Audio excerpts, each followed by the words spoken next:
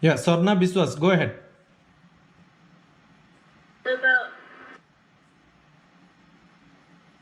Uh, First of all, namaste to all.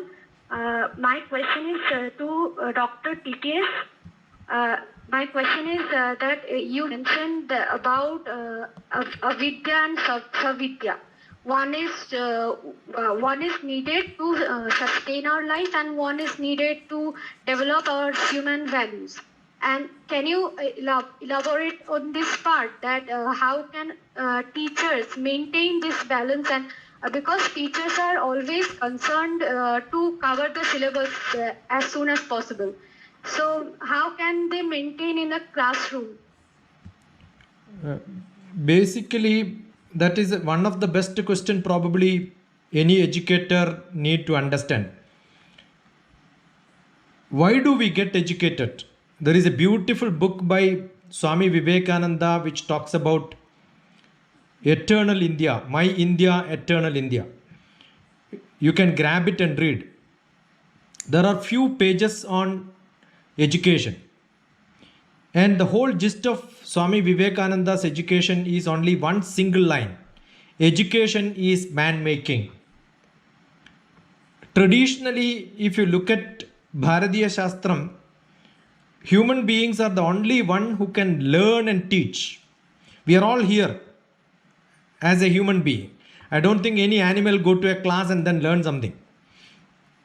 Ahara nidra bhaya maithunani samani chaitani nranam pashunam ജ്ഞാനം നരാണാം അധികോ വിശേഷോ ജ്ഞാനേഭിഹീന പശുഭി സമാന. ആഹാരം, food, നിദ്ര, ഭയം, മൈഥുനം, sex, all these are equal for human being and animal. Extra for human being is we are curious about knowing. So what is the purpose of education? Purpose of education is to make curiosity in students. Actually, teachers should not ask questions. I am so glad that if Swarna would have attended any of my sessions, what I do is I don't give lecture at all. I only ask children to ask questions. Maybe the small talk is only to make people to think, oh, which are all the questions which related to this can be asked. Then questions should come.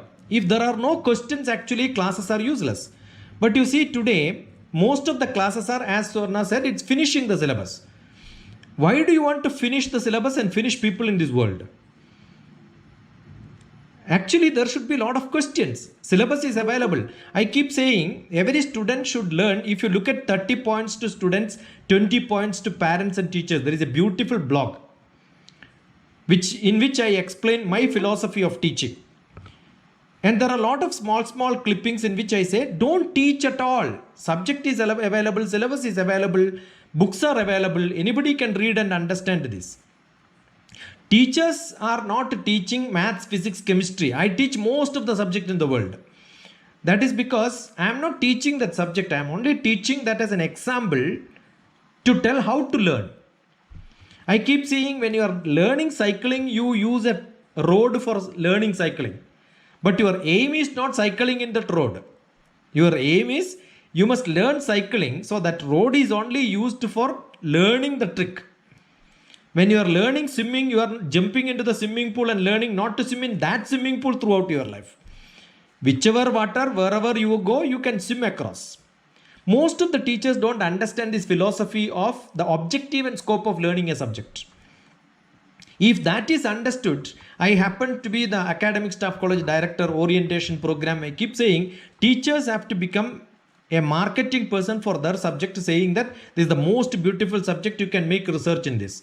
But when you do research, it is not finishing that problem. You are learning how to do research. So if you are a researcher, you can do research in any subject in the world. The skill is more important. So SAvidya and AVidya. When you get data is what the textbook gives, data is what the teachers are giving in the classroom. That is not teaching.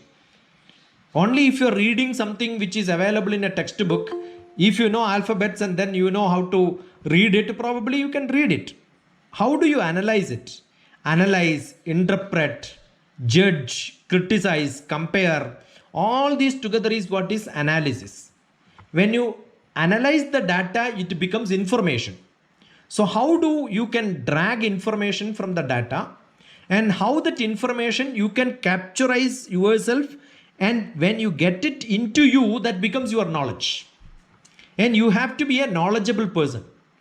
And that knowledge, you use it in different places, that becomes your experience. How to use it, where to use it, when to use it, to whom to give, whom not to give, that is the wisdom and the value system which you should have. If you don't have, people use that education for a bad purpose. So where to use it, how to use it, when to use it, that is called SAvidya. That wisdom and value has to be added. If that is not added, what will happen?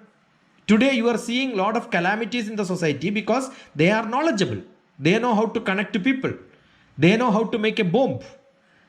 So they know how to make a bomb, but they don't know how to make a good thing for a creative activity. Their potential is not being diverted for that purpose. That's why the energy is being used for a wrong purpose. So how do you understand value?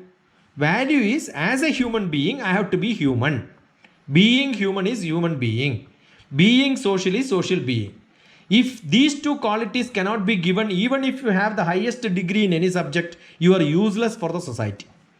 Maybe you are good for giving degrees and making people to get similar patterns. So I keep saying KG to PG, and then you again make your children to KG to PG. That cycle goes on. But you are not giving any socially committed people around you. So man making is education. It's not my word, Swami Vivekananda. I have used this man making in education in a beautiful manner, like a chakra which is going around, and I used to have a PowerPoint presentation with beautiful simulation in my earlier classes, maybe 10-20 years back. I will have it somewhere. So Swarna, you can ask me, I will send it across to you. Right?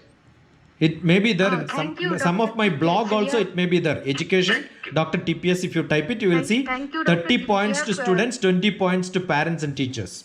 You must use it. Thank you. Where are you from, Swarna? DrTPS, I am from West Bengal. Okay. You were there in that English community sonata. Yes, I attended earlier your lecture. Thank you. Sir, I know you. Master is also here, student is also here. Pranams. Thank you. Thank you.